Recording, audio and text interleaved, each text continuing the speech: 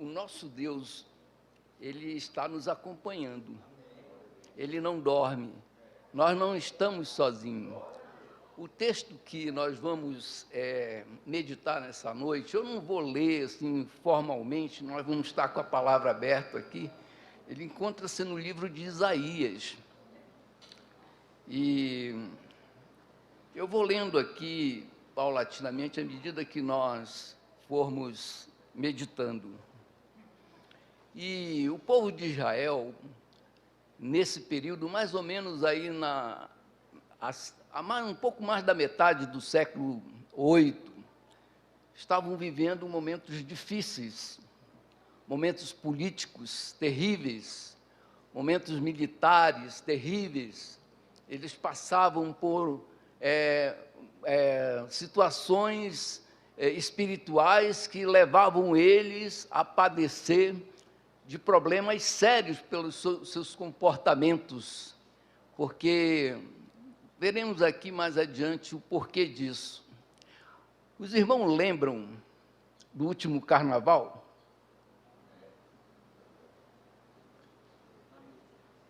Eu não vi o carnaval, mas eu vi depois os comentários na mídia e muitas coisas que foram repassadas, e eu vi algumas imagens que eu confesso que eu fiquei estarrecido com a chamada arte. Fizeram ali um enredo que Jesus foi arrastado por Satanás, foi cuspido, foi desonrado na avenida. Num outro enredo, representaram o nosso Senhor como sendo um homossexual e que era viciado em maconha.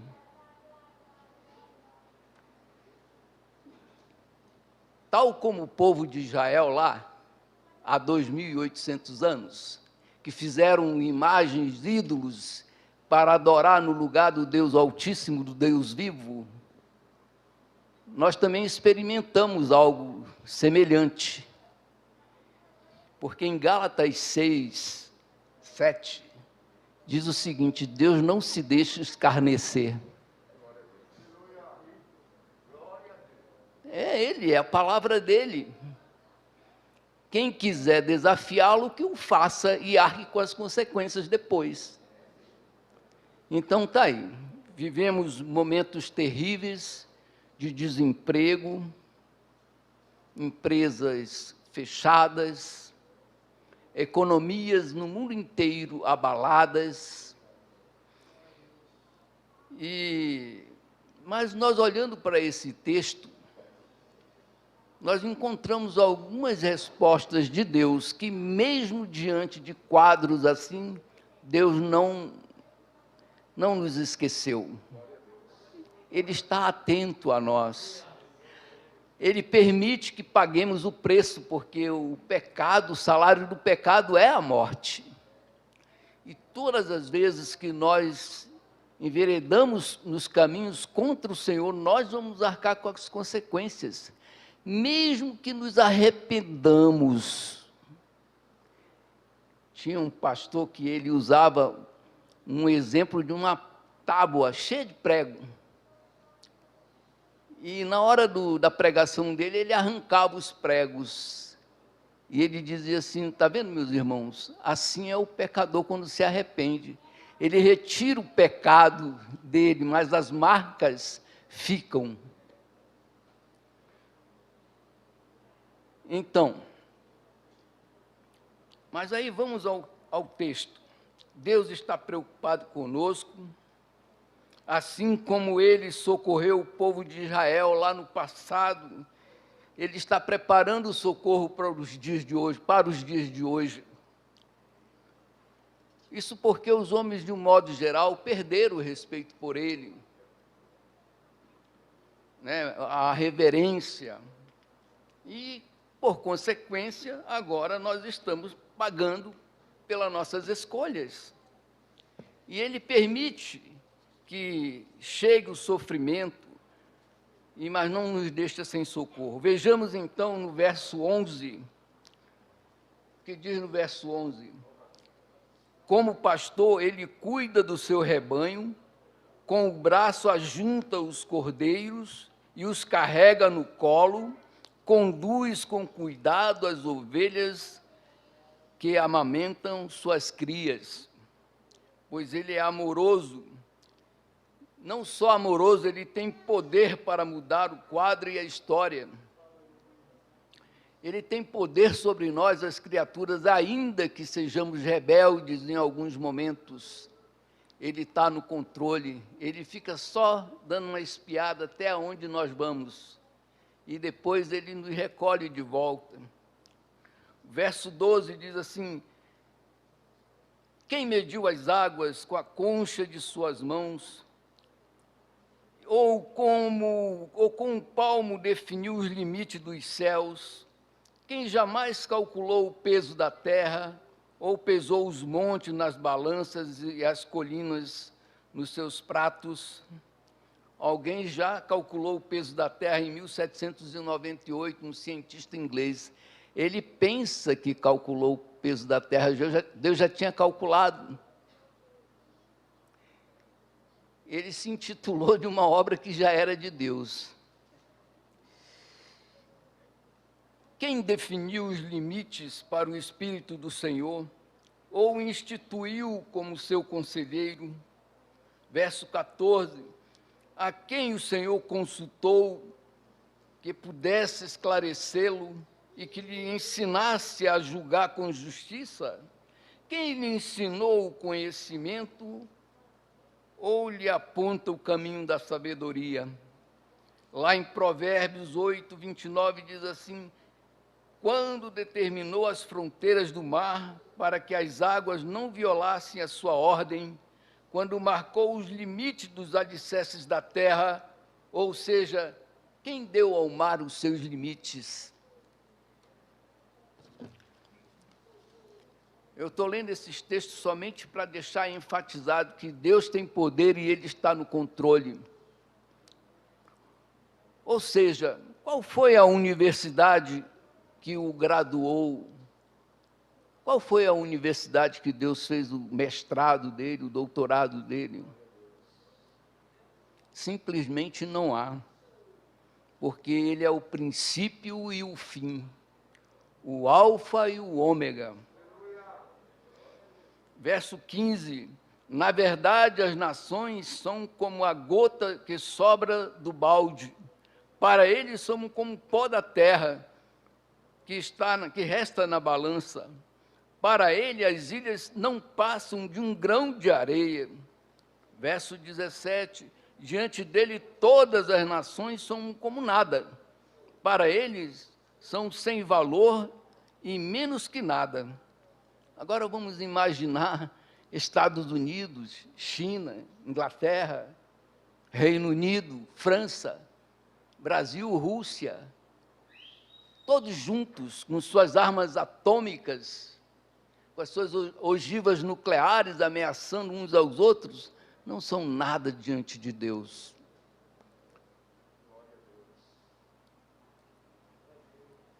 Quantos dos mandatários destas nações se acham?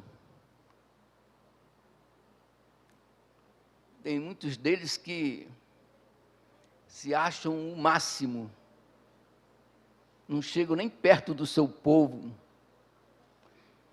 já não sabe mais nem o cheiro do povo, mas se acham os maiorais. Deus está dizendo: você não é nada, você é menos do que nada. Verso 18, a quem vocês compararão Deus? Como poderão representá-lo? Verso 19, como a imagem que funde o artesão, que o ourives cobre com ouro e lhe modela correntes de prata? Aqui está. Vocês já viram pessoas que usam um cordão de ouro, uma medalha na ponta, e que beijam aquela medalha diante de algum feito, diante de alguma coisa que vão fazer? Para eles, aquela simples medalha de ouro é o Deus que representa. sendo que aquela medalha, aquele ouro, pertence ao Senhor. O ouro e a prata pertencem ao Deus vivo. E muitas das vezes o homem prefere adorar o pedaço do metal, no lugar de adorá-lo, o Deus Todo-Poderoso. Verso 20.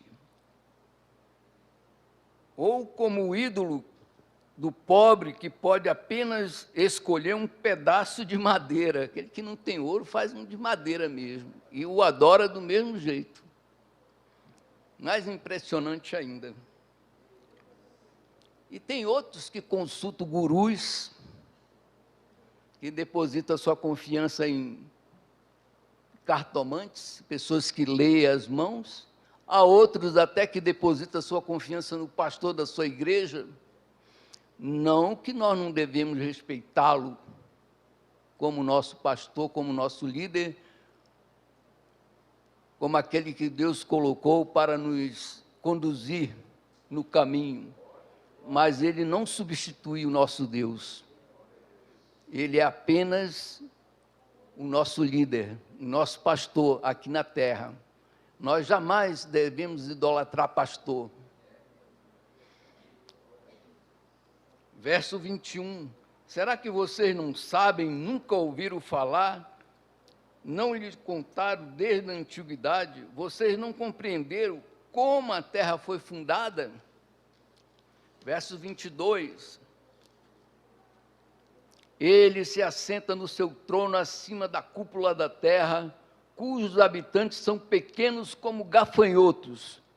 Ele estende os céus como um forro e os arma como uma tenda para neles habitar. Eu fico pensando aqui, tem tanta gente que às vezes se acha, né? Eu sou o doutor fulano de tal, eu sou o senhor fulano de tal, eu sou o dono daquilo lá, eu tenho dinheiro. Somos apenas como gafanhotos. Em Isaías 64 diz que nós somos trapos de imundícia.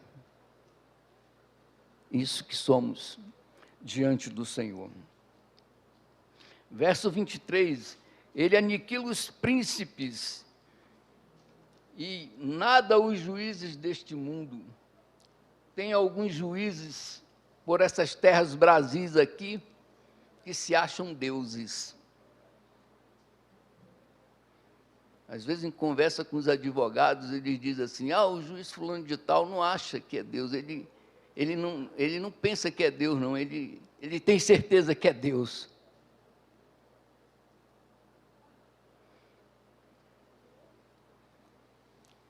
Mas no verso 26 diz assim, erga os olhos e olhem para as alturas.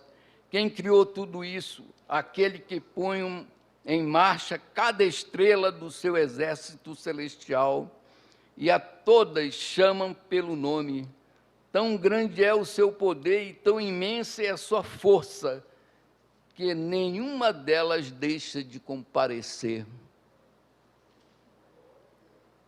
Se você perguntar a um cientista quantas estrelas tem no céu, ele não vai saber responder. Porque são centenas de galáxias. Cada galáxia tem para mais de 93 bilhões de estrelas. Mas esse nosso Deus, a quem nós servimos, ele não somente sabe e chama elas todas pelo nome, sem que nenhuma delas falte. Será que você não sabe, nunca ouviu falar? O Senhor é o Deus eterno, Criador de toda a terra. Ele não se cansa nem fica exausto.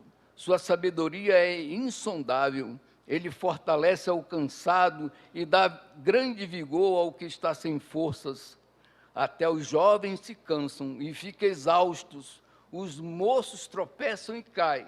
Mas aqueles que esperam no Senhor renovam as suas forças, voam bem alto, como águias, correm e não ficam exaustos, andam e não se cansam. Nós estamos vivendo um momento que, eu confesso que em alguns momentos eu me canso. Fico a me perguntar, e agora, fazer o quê?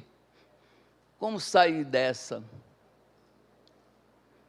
Mas, voltando os olhos para essa passagem bíblica, me vem a força, me vem a esperança, porque a palavra do Senhor é fiel.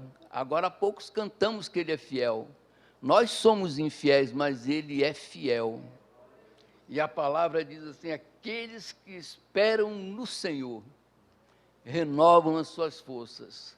Irmãos queridos, se aproxima um tempo de bonança, de renovo.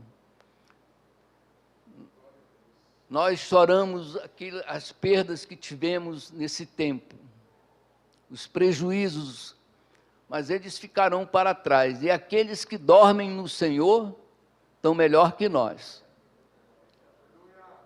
A palavra diz, felizes aqueles que dormem no Senhor. Sabe por quê, irmão? Nós ainda temos, se nós estivermos vivos, nós vamos ter que enfrentar a grande tribulação. Que nós estamos vendo isso aí, não é nada do que ainda vamos ter que enfrentar, até a volta do Senhor. Mas confiemos no Senhor. E tem o verso 5 e o 10 que eu deixei para o fim, que diz assim, o verso 5, a glória do Senhor será revelada, e junto todos verão, pois é o Senhor quem fala. Verso 10, soberano Senhor, vem com poder, com o seu braço forte, ele governa, a sua recompensa com ele está, e o seu galardão o acompanha. Estamos atravessando o vale, mas lá do outro lado do vale, bem longe dos nossos olhos, o Senhor Jesus nos espera. Você conhece esse Deus?